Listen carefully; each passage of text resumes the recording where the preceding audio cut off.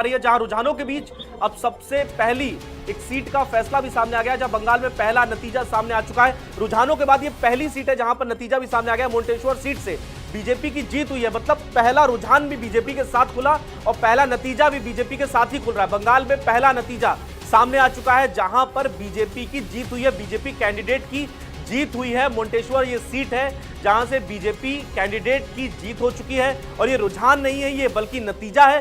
पहला नतीजा सामने आ चुका है और यहां भी खाता बीजेपी ही खोल रही है। तो रमेश जी, देख रहे हैं आप कि नतीजे जो खुल रहे हैं, नतीजों में भी बीजेपी से ही खाता खुला है। और पश्चिम बंगाल में जो आप बता रहे थे उसको कंटिन्यू करिएगा, लेकिन उसके बाद ये भी इस पर भी थोड़ा प्रकाश डालिएगा रमेश जी की पश्चिम बंगाल में ये जो नतीजे, जो रुझान जो है वो नतीजों में अब कन्वर्ट होने लगे हैं, कन्वर्ट होते हुए दिख रहे हैं। ये बीजेपी की जो लैंडस्लाइड विक्ट्री जो रहेगी पश्चिम बंगाल में, इसको आप किस तरह से देखते हैं, इस पर भी बात करेंगे, लेकिन आप जो पहले बात कह रहे थे उसको कंटिन्यू कर सकते हैं सर। आपके साथ पहली बार डिबेट कर रहा हूं, मैं आपका नाम बोल रहा हूं, क्या नाम है अपना? कावेंद्र।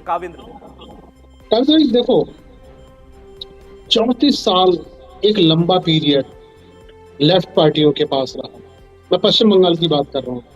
फिर 15 साल वहां से छीन के टीएमसी के पास रहा, और उससे पहले जब चले जाओ, श्यामा प्रसाद मुखर्जी जी की ABCD कह लो, ककारा राजनीतिक सीखने वाली वो ये भूमि रही है आजादी से लेके अब तक।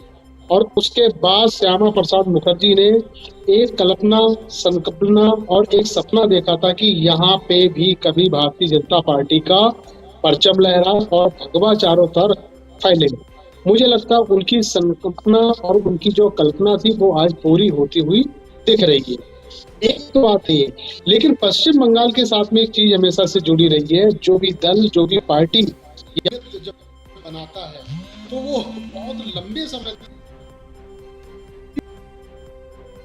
सरकार होती है, बहुत लंबे समय तक यहाँ पे राज्य करती है। पश्चिम बंगाल से जो पहला नतीजा सामने आया उसके बारे में हम आपको बता रहे हैं, समय तक दिख रहे थे, अब ये नतीजा। जी बिल्कुल, कंटिन्यू करिए सर। ठीक, उसके बाद में टीएमसी का राज आ जाता है। अब भारतीय जनता पार्टी का उदय होता है, तो उम्मीद लगाई जा रही कि भारतीय जनता पार्टी अब आसानी से और जल्दी ये प्रदेश छोड़ेगी नहीं। अब ये मैं क्यों कह रहा हूँ? मैं इसलिए कह रहा हूँ, देखिए, इस बार के चुनाव में भारतीय जनता पार्टी के पास कोई मुद्दा नहीं था। मुद्दा सिर्फ ये था कि जो घुसपैठिया सबसे ज्यादा जो आ रहे हैं वो इसी राज्य से आ रहे हैं। अब आप मुर्शिदाबाद चले जाइए, मालदा चले जाइए, 24 परगना चले जाइए और आसनसोल चले जाइए, ये कुछ राज्य ऐसे, जिले ऐसे जहाँ की जो बाउंड्री है वो बांग्लादेश से जुड़ती है और उसमें तारबंदी भी नहीं है और उसमें कोई बैरिकेडिंग भी नहीं है। क्या है, छोटे छोटे पोल लगे हुए हैं, पोल से कोई भी आसानी से आ सकता है। उस आसानी को आसान हटाने के लिए, कठिनाई पैदा करने के लिए मुझे लगता है भारतीय जनता पार्टी को बहुत मेहनत करनी पड़ेगी। अगर 5 साल अगर सही से बिता दिए और बाकी आकांक्षाओं के मुताबिक अगर भारतीय जनता पार्टी काम कर जाती है, तो I am sure Bharatiya Janata party भी वही करिश्मा करेगी जो टीएमसी ने करा है, जो लेफ्ट पार्टियों ने करा। आगे के लिए उनके रास्ते खुल जाते हैं, क्योंकि कहते हैं कि ना, उत्तर भारत, जैसे हम लोग जब उत्तर भारत से रहने वाले हैं, तो हमारी सोच और हमारी जो पॉलिटिकल जो समझ जानकारी है, उससे कहीं ज्यादा समझ जानकारी बंगाली अपने पास रखते हैं। उनकी सोच, वो कब क्या करते हैं, कैसे क्या करते हैं, तो कोई नहीं सोच सकता। क्योंकि आज जो रिजल्ट सामने आया वो ही उसकी तस्वीर दिखाई देती है कि ये जो रिजल्ट है वो अनएक्सपेक्टेड है और ऐसी कल्पना किसी ने की नहीं थी।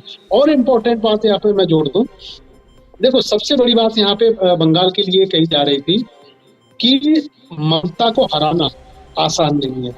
अखिलेश यादव भी गए, एनडीए गठबंधन के और भी लोग वहां पे गए, सबने ये बात कही, लेकिन अंततः भारतीय जनता पार्टी ने 2021 में एक जो मिशन बनाया था कि इस बार हम लोग ग्राउंड बनाएंगे, ग्राउंड बना के 77 सीटें वो ले आए।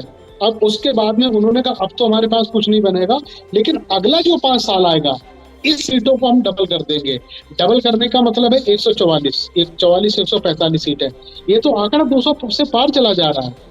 तो मुझे उससे लग रहा है कि भारतीय जनता पार्टी ने जितना सोचा था उससे भी ज्यादा सीटें मिल गई है। अब देखो, यहाँ पे एक चीज और यहाँ पे आ जाता है, किसी भी सरकार को, किसी भी दल को, किसी भी व्यक्ति को इतनी लंबी हुकूमत नहीं देनी चाहिए, चाहे सीएम हो चाहे पीएम कोई भी हो, कि वो बेखबर हो जाए, जनता को और वोटरों को अपनी जागीर समझने लगे। क्योंकि एक टर्म दो टर्म या तीसरे टर्म तक वो आते आते वो कहता है ना कि अब तो मैं फ्री हैंडली खेलूंगा, कुछ नहीं खेलूंगा। जब सत्ता का परिवर्तन होता रहता है तो मुझे लगता है सत्ता डरी हुई रहती है और उस डर से वो जनता का काम करती हैं, आवाम का काम करती हैं। इस लिहाज से पश्चिम बंगाल में सत्ता परिवर्तन होना बहुत जरूरी था और जो आज हो चुका है। जी बिल्कुल। और रमेश जी, आपने जो बात कही उसमें से एक बात पकड़ी मैंने कि आपने कहा कि बीजेपी बहुत जल्द इसको गंवाने वाली नहीं है। पश्चिम बंगाल में अगर बीजेपी आ गई है तो उसको शायद नेक्स्ट इलेक्शंस में भी रिटेन करेगी और उसको गंवाएगी नहीं जल्दी।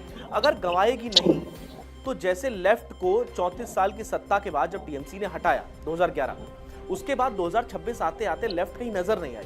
तो ऐसे में अगर बीजेपी, आप कह रहे हैं कि बीजेपी नहीं जाएगी जल्दी, ऐसे नहीं गंवाएगी पश्चिम बंगाल को, तो फिर क्या स्थिति लिखेगी। लेकिन इस बीच एक और बड़ी खबर आपको बता दें कि एक पर बीजेपी, एक सीट पर टीएमसी की जीत। जो नतीजे, जो रुझान जो अब नतीजों में बदल रहे हैं उसमें ये जानकारी निकलकर सामने आ रही है कि अब तक 2 सीटों के नतीजे आए हैं। 2 सीटों के नतीजों में एक में टीएमसी और एक में बीजेपी। मतलब अब मैच बराबरी का हो गया, बैलेंस हो गया है। लेकिन अभी धीरे धीरे नतीजे और सीटों के भी आएंगे तो इस हिसाब से और सिचुएशन क्लियर होगी। तो बाकी रमेश जी से हम ये पूछ रहे थे, ये जानना चाह रहे थे कि रमेश जी, जैसा कि आपने कहा कि बीजेपी बहुत जल्द पश्चिम बंगाल को गंवाने वाली नहीं है। अगर पश्चिम बंगाल को बीजेपी गंवाने वाली नहीं है और जैसा टीएमसी ने लेफ्ट के साथ किया कि बीते 15 सालों में लेफ्ट बिल्कुल खत्म हो गई पश्चिम बंगाल में, तो क्या ऐसा कोई भी आप चांस देखते हैं, 1% भी अगर आपको ऐसा चांस लगता है कि शायद ऐसा हो कि अगर बीजेपी यहाँ 10 से 15 साल अगर रह जाती है तो टीएमसी भी क्या सिकुड़ सकती है, टीएमसी का ग्राफ या टीएमसी का कैडर भी सिकुड़ सकता है जस्ट लाइक लेफ्ट? एब्सोल्युटली, इसमें कोई दो राय नहीं है। क्योंकि हमने अगर आप सही से अगर कुंडली खोलो पुरानी पार्टियों की, जनता दल आपको पता है क्या एक दमखम हुआ करता था, केंद्र में क्या उनकी हुकूमत हुआ करती थी। आज कहीं नाम है, कहीं कैडर है, कहीं उनका पार्षद भी नहीं है पूरे हिंदुस्तान में। उसके बाद में और भी कई सारे ऐसे दल आए चले गए। अब एनडीए के साथ में आज 40-41 पार्टियां जुड़ी हुई हैं और जिसमें 16 दल ऐसे हैं जिनके पास एक भी सांसद नहीं है, एक भी, जिसको सिंगल के एक भी सांसद नहीं है। अब पार्टियां का वजूद किससे होता है? संगठन से होता है। सरकारें बड़ी नहीं होती हैं, संगठन बड़ा होता है। भारतीय जनता पार्टी अगर आज बड़ी है, उनकी 20-22 राज्यों में अगर सरकार है, केंद्र में अगर उनकी हुकूमत है, तो हुकूमत वो बहुत कमजोर है संगठन के मुकाबले। विश्व की सबसे बड़ी पार्टी कही जाती है, सदस्यता के रूप में सबसे बड़ी पार्टी की जाती है। उनकी अपनी जो ग्रिप है, जो ताकत है, उनका अपना संगठन है। अब आप देखिएगा, जब चुनाव बिगुल बजा था पश्चिम बंगाल में, तो भारतीय जनता पार्टी ने किस हिसाब से दिया, एक टारगेट सेट करा, एक चुनौती ली। अब आप जहां बैठे हैं हम लोग, नोएडा, गाजियाबाद में, यहाँ के पार्षद की भी तैनाती वहां करवा दी। और एक इतना विवादित नाम अजय मिश्रा टेनी,